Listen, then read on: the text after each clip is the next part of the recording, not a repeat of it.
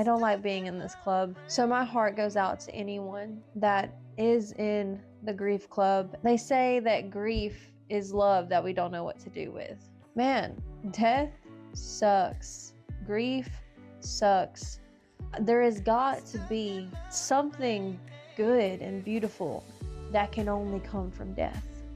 Don't try to say the right thing, because there is no right thing. I want to embrace the power that I create. I am an incredible creature of life. We freaking took a trip in our school bus. There is life to live after loss, and there is life to enjoy during grief. You don't have to be straight or white to be the coolest person in the room. There's a way to appreciate people's beauty and not be creepy. So much pet hair. Hello, welcome to the Make Yourself Moan podcast. I'm the host, Madison MonRoe. I'm so stoked to get to be here with you right now. Stuck in my frame. Hello, fellow moaners. Welcome to Make Yourself Moan podcast. I'm your host, Madison MonRoe Curtis, and it's time to dive deeper.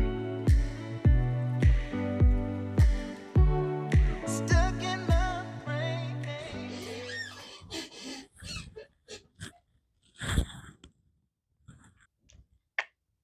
Have you taken a moment to really realize how blessed you are to get to be alive? If you woke up next to your partner that I pray you love and actually like as well, if you woke up to your kids, your fur babies, a safe home, a job, your health, the finances, the way that you left them the day before, not everyone is that blessed today or yesterday or tomorrow. I personally have been experiencing quite a bit of grief lately. I've always been told that I had an exceptional grasp or an exceptional amount of empathy to those that have been experiencing grief before I was in that club. And I gotta say, I don't like being in this club. So my heart goes out to anyone that is in the grief club and is just experiencing that devastating loss, the emptiness, the hole that exists inside of you that once carried hopeful physical love towards something, a fur baby, a child, a parent, a sibling, a friend, a stranger even. They say that grief is love that we don't know what to do with. I felt that really hard when we recently lost our dog Yoshi and our cat Mario in the last few months. I lost my grandma a few months ago, one of them, and I honestly fear death and loss every day. Every day. And because I was the one to find our dog and our cat, I feel like I can't look at one of our other fur babies or even my partner or my other grandma when I get to still sit with her and not kind of expect them to be dead. Isn't that messed up? I am going to start therapy probably this month because I don't know how many more days I can go on in this mental state expecting it to not end in disaster. Man, death sucks. Grief sucks. But it is one of the few things we all are promised and guaranteed. So it is something that I've been working on to find beauty and peace in death. There has got to be something good and beautiful that can only come from death.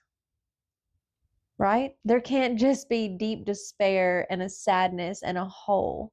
There is that. I don't think you can have it without that. I do believe in God. And we were always promised to not make it out of this world alive. So there's got to be some good that can come out of the pain.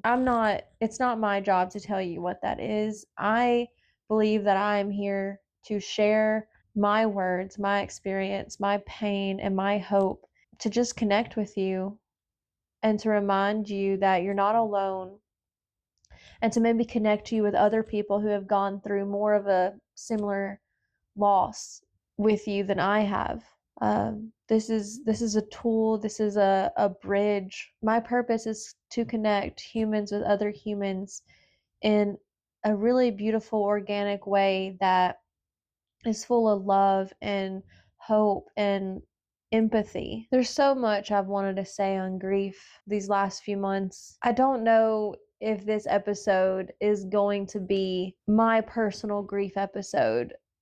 It is more so a recognition for me and you and others of grief is real, and people who are going through it are having a really hard time. You don't have to understand how people are feeling. You don't have to have gone through the same experience, nor could you. You definitely don't have to know what grief personally feels like to say the right thing and be who someone needs you to be to them. There's no right way to be. There are some wrong ways to be. Please don't say, I'm praying for you, they're in a better place. Just listen. Just listen.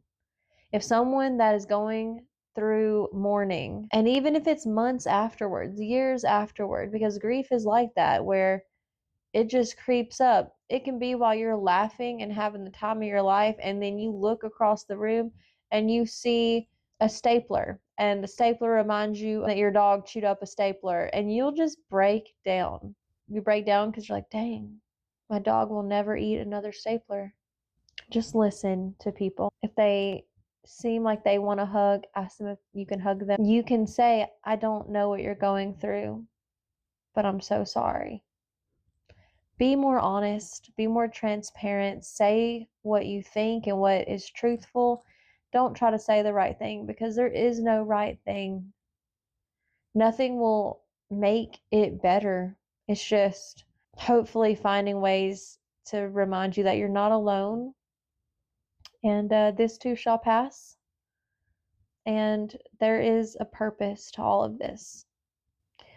Something else I want to touch on is, does anyone else ever struggle with looking at themselves in a way that reflects where you're at in life? I was thinking the other day, I'm 32 years old in this moment. I'm a mother trucking adult, and yet I still feel like such a child all the time.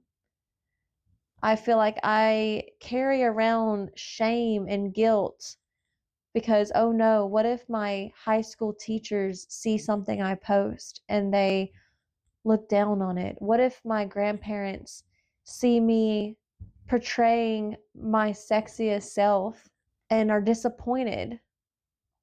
What if I go on a reality TV show and people think negatively of me? Is it okay if I talk about sex on my podcast? Is it okay that my podcast is called Make Yourself Moan?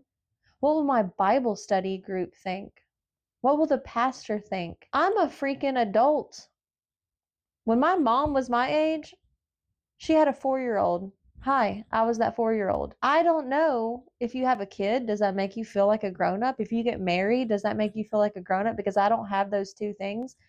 Is that why I don't feel like a grown up? Tell me. Tell me in the comments if you can connect or relate to any of this. Do you feel like a grown up because you have kids or are married? Because that's something I can't relate to. But if you can, I am so curious. And I'm sure there's going to be a variety of answers. I'm sure someone out there that is married and has kids also does not feel like a grown up when they're in certain rooms or when they're alone looking in the mirror. It's so fascinating to me, our imposter syndrome complex. I'm tired of that. I want to own myself. I want to embrace the power that I create. I am powerful. I am an incredible creature of life. I am unique. Everything that I have survived, worked through, done, accomplished, failed at, the fact that I have showered in the last few days, the fact that I have a home that I successfully pay rent for, and goats and chickens and ducks and dogs and cats that I keep fed and that I give love to, these are all accomplishments that deserve for me to appreciate myself for. I encourage you to own your freaking power. What makes you powerful? When we don't acknowledge our gifts and our winnings or our losings, what's it all for? My partner and I bought a school bus. And if you know me, you know that I have a tattoo of a van in a forest because I did van life for years. I lived in a van for over 4 years. I've converted a school bus and lived in it for over a year. I renovated a truck camper with my partner. We lived in that for over a year. We have a farm currently, but we bought a school bus and we've taken a trip in it. It doesn't have a bed, but we redid the floors. We took out the seats. We installed our AC and hooked up our solar panel setup. We have a long way to go, but we did it. We freaking took a trip in our school bus already. We had it for months and didn't touch it. And then when crunch time happened, we bought these music festival tickets for Bourbon and Beyond. And 2 weeks before it was time to leave, we went hard. It's not only positive because the day that we went to leave to go to the festival, we found our cat Mario passed away in the kitchen. It still doesn't seem real. That was hard. And somehow, some way, we still went to the festival. We gave him his first and last ride in our school bus, and we dropped him off at the vet to be cremated on our way out of town. We didn't know if we were going to make it to Kentucky from Mississippi. We didn't know if we were going to make it all the way, if we would go to the festival. But we had already spent, $1,500 on tickets and a campsite that we had been paying on for months. And I don't know. I'm wearing this bracelet that says, because I said I would. It's an organization that's really cool. I recommend checking it out. Actually, ironically, this jersey is something me and my partner got from Bourbon and Beyond. It was from the To Write Love in Her Arms tent, which is really cool that they were there. It's so nostalgic. I had a t-shirt for that organization in high school so many years ago. There is life to live after loss, and there is life to enjoy during grief. Losing our fur babies have definitely helped me hone in on present moments. I hug my other babies longer. I kiss them more. I feed them better. I look at them longer. I appreciate them better. I appreciate my partner better. I'm nicer to my mom. I'm more patient with my grandparents. I'm more understanding of my brothers. I'm more forgiving of my dad. I'm more intentional with my coworkers. I'm more honest with people. Loss is interesting because it affects people differently, but I think we all have the same choices to make. Is this what's gonna tip us over the edge? And are we gonna dive into an addiction? Are we going to increase an addiction that we already had? Are we gonna become better in honor of that loss?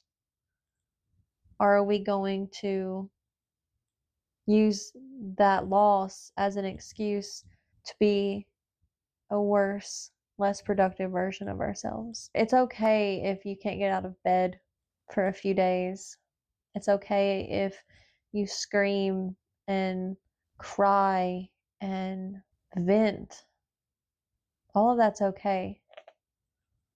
Our lives don't stop when others do, though. And if we're still here, it's got to be for a reason. Life isn't fair, and life isn't promised to any of us. But if we're here right now, if you're hearing me, there's a reason. And do you know what it is? Do you care? Are you trying to figure it out? And I just pray that you do. Don't waste it. Don't waste this life. And don't spend it being angry and broken. Do you know what I think is really awesome? When we discover more of ourselves and when we can admit it to not just ourselves, but the world. It's not always safe to do that, unfortunately. It's less safe to be yourself, to be open about your beliefs or how you love and who you love. But simultaneously, and I am privileged, I think it's because I'm a cute white girl that is legal and can be disguised as, I don't know, your ideal citizen and granddaughter and daughter and sister and coworker, that I feel so safe to express myself and to share my sexuality experiences and newfound acknowledgments. I should not take that for granted, and I should not be ignorant.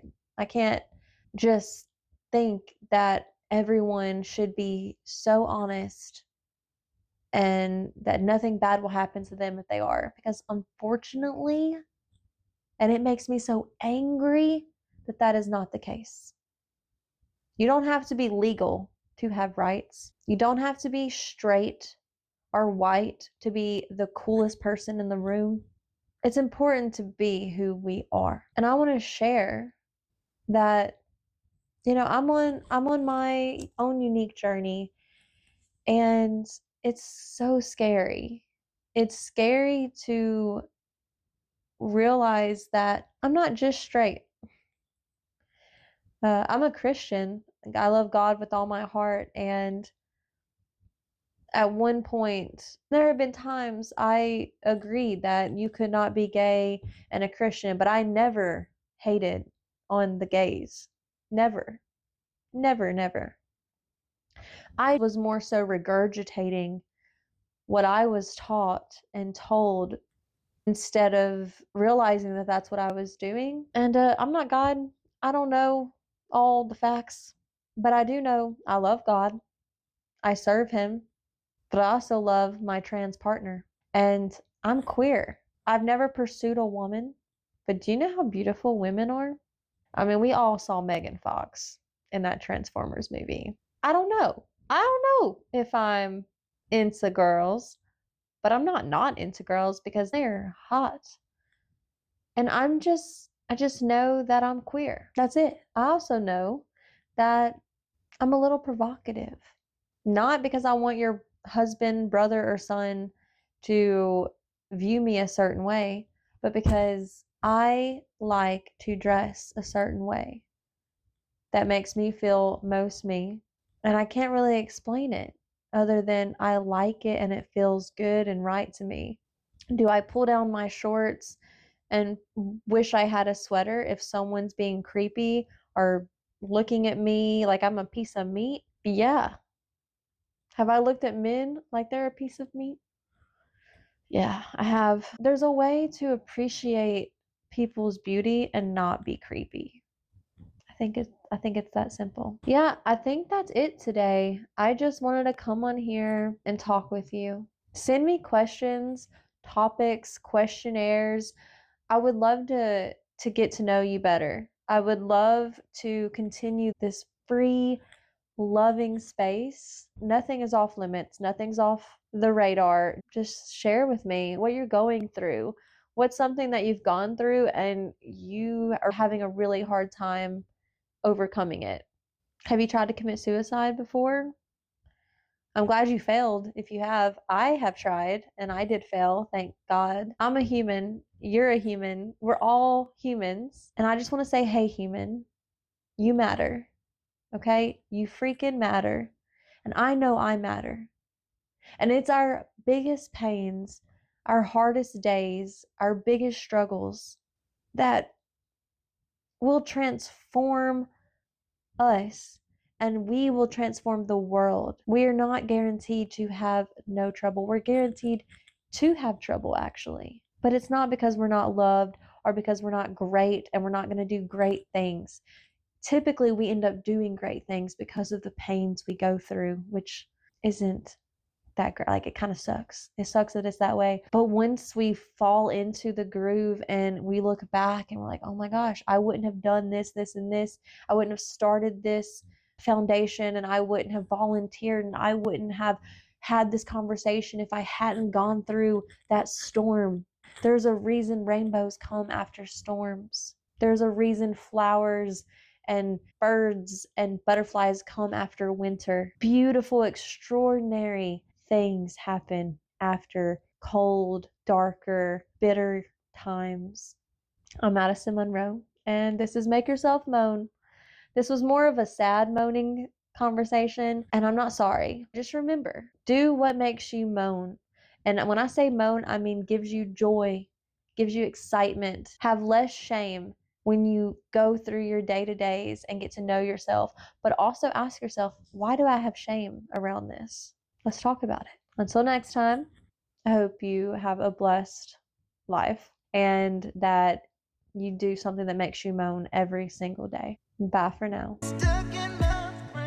Thank you for tuning in to Make Yourself Moan. Remember, self-love and raw truth are your power. So keep diving deeper and turning up the volume on truth and healing. Until next time, I'm Madison MonRoe Curtis, sending you love and loud moans of confidence. If you feel led to, please follow me, like, subscribe on all those socials. I'd love it if you send or email me any and all topics on your heart and brain, and let's unravel those together. Until next time, just keep moaning.